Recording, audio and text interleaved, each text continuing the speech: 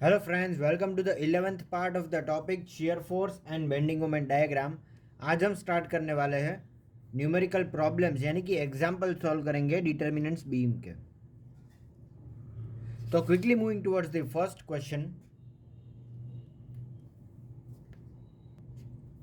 A simply supported beam A B C D supported at A and D, मतलब एक A B C D simply supported beam है, मतलब and पे simple support है ए और D पे, इज 4 मीटर लॉन्ग, मतलब इसकी पूरी लेंथ है 4 metre. It is subjected to 2 point loads 12 kilo newton and 18 kilo newton, मतलब 2 पॉइंट लोड है 12 और 18 kilo newton at B and C, मतलब बी पे 12, सी पे 18 kilo newton at a distance of 1 metre. B है 1 metre पे and 2.5 metre पे है C. From support A and from support A respectively, A से ये 1 मीटर और ए से सी जो है वो 2.5 metre. Draw shear force diagram and bending moment diagram S F D and B M D. तो सबसे पहले तो हमें ये बीम ड्रॉ कर देना है, A B C D simply supported beam. R A V दिखा देना है, reaction at point A vertical, reaction at point D vertical, जो कि अननोन है, हमारे पास अभी इसकी वैल्यू नहीं है। पर ये बी और सी पे जो पॉइंट लोड है ऊपर से नीचे लग रहा है, उसकी वैल्यू है 12 और 18 किलो न्यूटन। तो हमारा फर्स्ट टास्क रहेगा to determine this unknown reaction R A V, reaction at point A vertical और reaction at point D vertical. सिर्फ इसमें वर्टिकल ही रिएक्शन आएंगे क्योंकि ये सिंपल सपोर्ट्स है। तो let us calculate this R A V and R D V. इसके लिए इसे बीम रिएक्शन बोलते हैं, बीम के रिएक्शंस हम कैलकुलेट करेंगे, R A V and R D V beam reactions. तो इसके लिए हमें क्या करना है, ये हमारा हो गया फर्स्ट स्टेप बीम रिएक्शंस। इसके लिए हमें कोई एक पॉइंट से मोमेंट कैलकुलेट करनी है, या तो ए या फिर डी, जहाँ पे अननोन वैल्यूज़ है।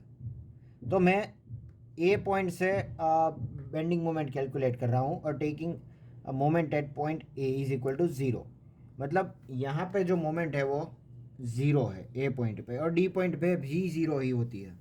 एंड पे बेंडिंग मोमेंट हमेशा ज़ीरो होती है।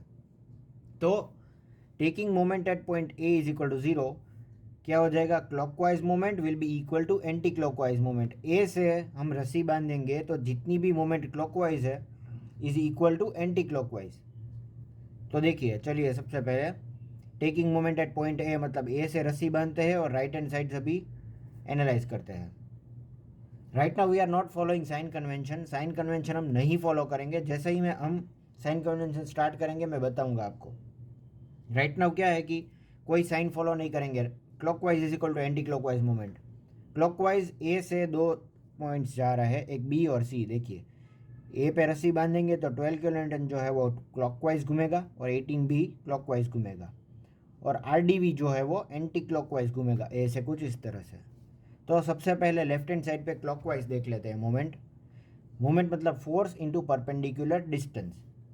तो क्लॉकवाइज मोमेंट कौन सी है, 12 इंटू डिस्टेंस 1, तो 12 इंटू 1 क्लॉकवाइज, प्लस ये हमेशा प्लस ही आएगा 18 इंटू ए से कितना डिस्टेंस है 2.5 मीटर, तो 18 into 2.5 is equal to anti clockwise कितनी मोमेंट लगेगी, एक ही फोर्स है आर डी वी, जिसकी वैल्यू हमें फाइंड आउट करनी है, अननोन है। R D V into A से डिस्टेंस हो गया total 4, force into perpendicular distance, R D V is force और perpendicular distance 4, R D V into 4। तो ये इक्वेशन मिला 12 into 1 plus 18 into 2.5 is equal to R D V into 4। तो अगर हम इस आर डी वी को सब्जेक्ट बना दें और ये 4 को डिनोमिनेटर में डाल दें, R D V is equal to 12 into 1 plus 18 into 2.5 divided by 4, तो वैल्यू आ जाएगी 14.25 किलो न्यूटन, किसकी, आर डी वी की। तो यहाँ पे मैं 14.25 किलो न्यूटन लिख देता हूँ। अब क्या हो जाएगा, एक ही रिएक्शन बाकी है R A V. R D V हमें मिल गया, आर ए वी ही बाकी है। तो ऊपर से जितना लोड नीचे आएगा उतना ही रिएक्शन नीचे से ऊपर जाना चाहिए, तभी यह बीम स्टेबल रहेगा। तो 18 प्लस 12 मतलब टोटल हो जाएगा 30 किलो न्यूटन। तो ऊपर से नीचे आने वाले लोड टोटल है 30 किलो न्यूटन, तो नीचे से रिएक्शन भी 30 किलो न्यूटन ही लगेगा। पर out of this 30 kilo Newton में से 14.25 एक में आ गया तो बाकी का दूसरे में आ जाएगा। टेक्निकली कैलकुलेशन करते हैं। आर ए वी जो है वो total load minus R A V जो है वो total load minus R D V, तो हो जाएगा 14.25। R A V is equal to total load minus 14.25 is equal to 12 plus 18 minus 14.25, तो आंसर आ जाएगा 15.75 किलो न्यूटन। तो यहाँ पे आर ए वी की भी वैल्यू मैं लिख देता हूँ 15.75 किलो न्यूटन। तो इस तरह से हमें दोनों रिएक्शन मिल जाएंगे, इसे बोलते हैं बीम रिएक्शन। ये सिर्फ हो गया हमारा फर्स्ट स्टेप, बीम रिएक्शन हमने कैलकुलेट किया। तो बीम रिएक्शन जैसे ही हम कैलकुलेट कर लेते हैं तो इसका मतलब हो गया कि हमारे पास सभी पॉइंट्स की वैल्यूज़ है। तो एक बार सभी पॉइंट्स की वैल्यू हमें मिल जाती है तो हम शियर फोर्स और बेंडिंग मोमेंट डायग्राम ड्रॉ कर सकते हैं। पर उसके लिए भी हमें कुछ कैलकुलेशंस करने हैं। जैसे कि सपोज़ हम पहले शियर फोर्स डायग्राम ड्रॉ करना है, तो पहले तो ये मैं बीम ड्रॉ कर देता हूँ 15.75 और दूसरा है 14.25।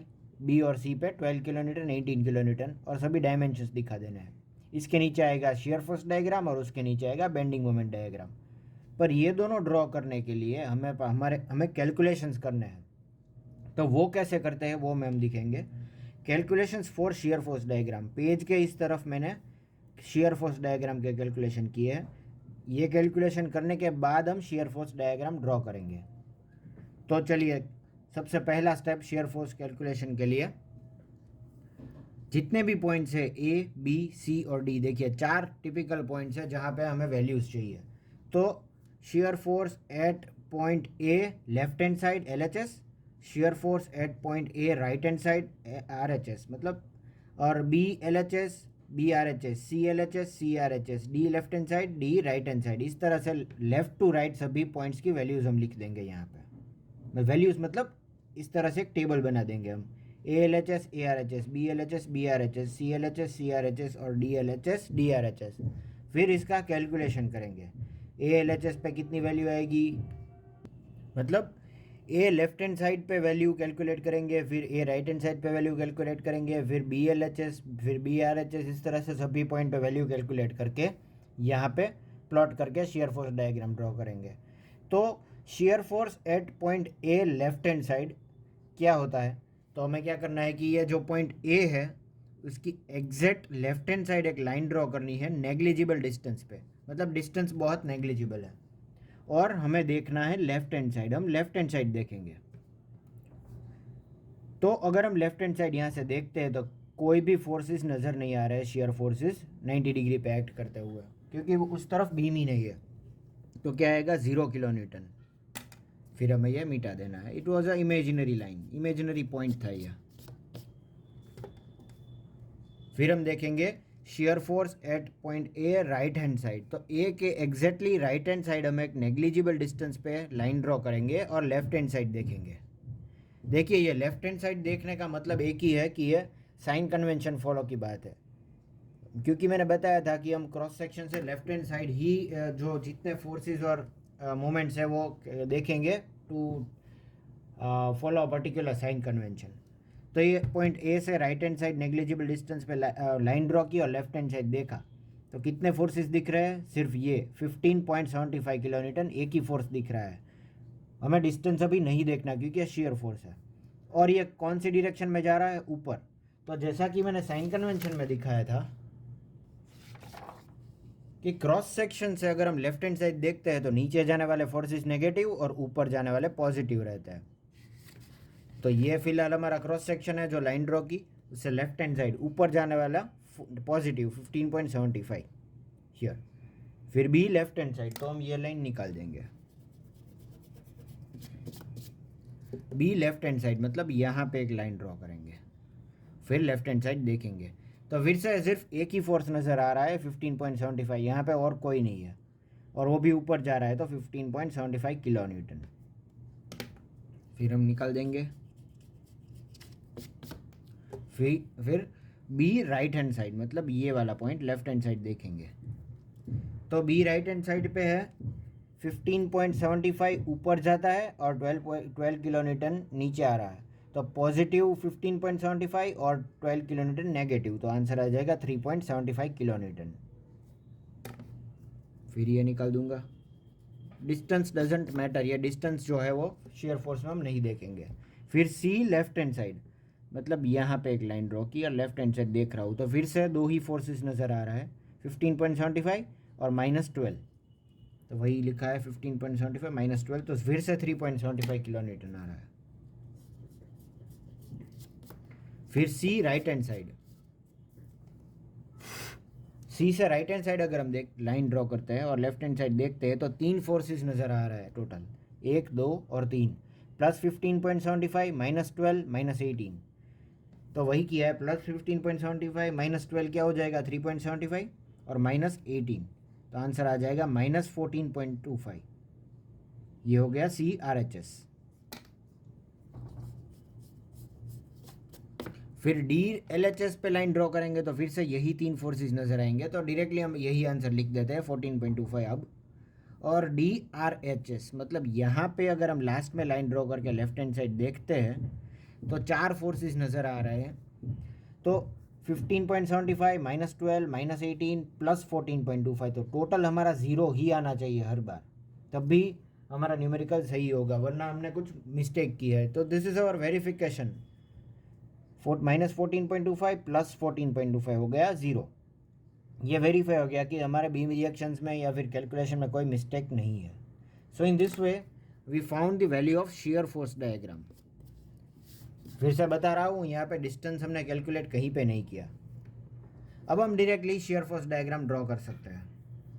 देखिए, ए लेफ्ट हैंड साइड पे वैल्यू है 0, तो ए पे यहाँ पे पहले 0 और ए पे राइट हैंड साइड पे 15.25, तो ए ही पे 15.75 मैंने वर्टिकल लाइन ऑटोमेटिक मिल गई क्योंकि पॉइंट लोड है।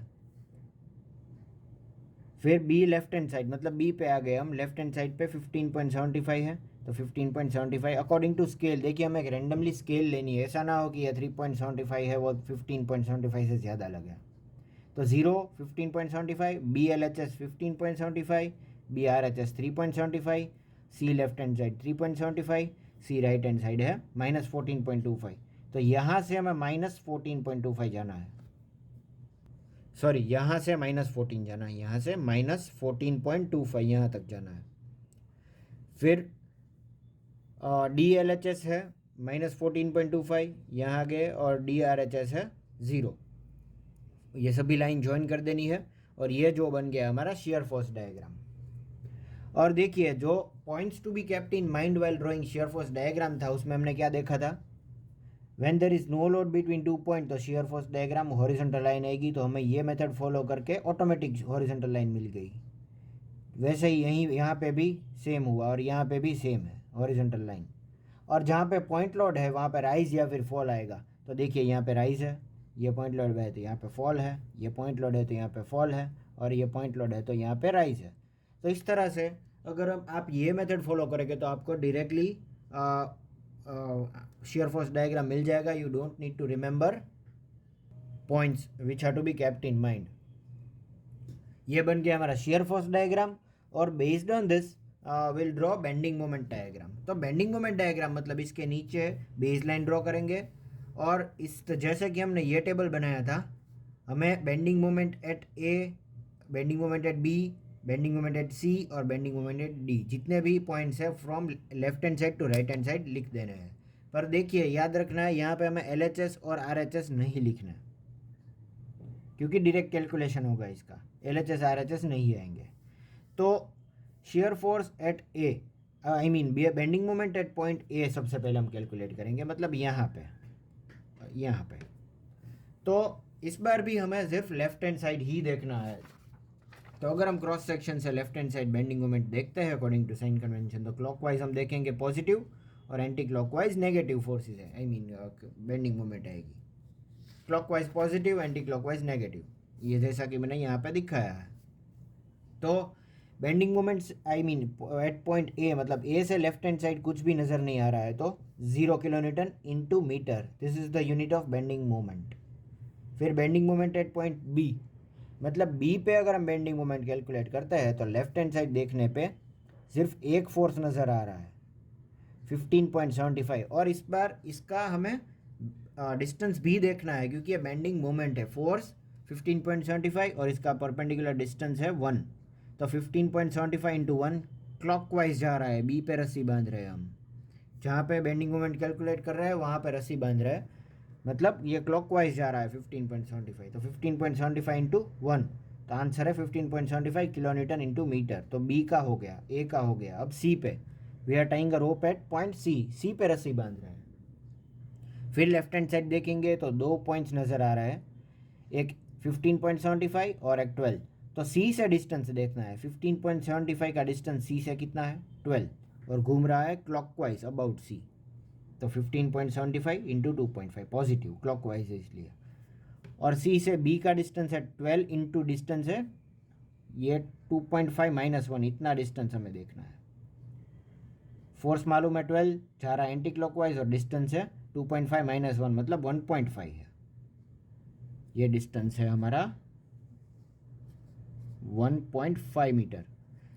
सी से रस्सी बांध के लेफ्ट हैंड साइड एक तो 15.75 इंटू 2.5 मिल गया, -12 इंटू 1.5 क्योंकि एंटी क्लॉकवाइज है, -12 into 1.5। Answer is 21.375 kilometre into metre. You can verify this in calculator. तो आंसर आ गया दिस। और लास्ट बचा I mean bending moment at D, looking left hand side. तो ये सभी फोर्सेस हम देखेंगे। 15.75 क्लॉकवाइज है, इंटू डिस्टेंस है 4 मीटर, 15.75 इंटू 4। फिर 12 किलोन्यूटन का डिस्टेंस डी से है, 4 माइनस 1 मतलब ये टोटल डिस्टेंस यहाँ इतना है 3 मीटर, दिस 3 मीटर डी से बी तक का। तो 12 इंटू 3 नेगेटिव क्योंकि एंटी क्लॉकवाइज घूम रहा है, 12 इंटू 3 माइनस, फिर 18 इंटू ये डिस्टेंस कितना है दिस डिस्टेंस, तो ये हो जाएगा 4 माइनस 2.5, तो इतना है 1.5, दिस इज 1.5। 18 इंटू 1.5 घूम रहा है एंटी क्लॉकवाइज तो नेगेटिव, -18 इंटू 1.5। 3 फोर्स है तो 3 फोर्स इंटू परपेंडिकुलर डिस्टेंस लिख लिए। तो आप वेरीफाई कर सकते हैं आंसर 0 ही आएगा बेंडिंग मोमेंट पे लास्ट पे। दिस प्रूव्स दैट हमने कोई मिस्टेक नहीं की है न्यूमेरिकल में। तो ये 0 हो गया, 0 किलोन्यूटन मीटर। अब हम क्या करेंगे, सभी पॉइंट्स पहले तो प्लॉट कर देंगे। ए पे 0 मतलब यहाँ पे 0, बी पे 15.75 तो बी पे 15.75 कुछ स्केल लेके ड्रॉ कर दिया, सी पे 21.375, सी पे 21.375 और डी पे 0, तो डी पे 0 आ गया। फिर हमें वेरीफाई करना है कि अगर कोई लोडिंग नहीं है बीम में और शेयर फोर्स डायग्राम हॉरिजॉन्टल है तो यहाँ पे क्या आएगा, इंक्लाइंड स्ट्रेट लाइन, मतलब जैसा कि हमने points to be kept in mind while drawing shear force and bending moment diagram में देखा था, ये आ जाएगी इंक्लाइंड लाइन। फिर यहाँ पे भी वैसा ही है, तो ये दोनों इंक्लाइंड लाइन से ज्वाइन कर देंगे, और यहाँ पे भी कोई लोडिंग नहीं है, यहाँ पे भी हॉरिजॉन्टल है, तो फिर से इंक्लाइंड लाइन। तो ये बन गया हमारा पूरा बेंडिंग मोमेंट डायग्राम जो कि पूरा पॉजिटिव है, और ये पूरा मतलब ये पॉजिटिव और नेगेटिव दोनों है share force diagram. So this was the method by which we can draw shear force and bending moment diagram. This is all about the 11th part or example number 1. We'll continue with example number 2 and 12th part of shear force and bending moment diagram. This is all for today, and thank you for watching.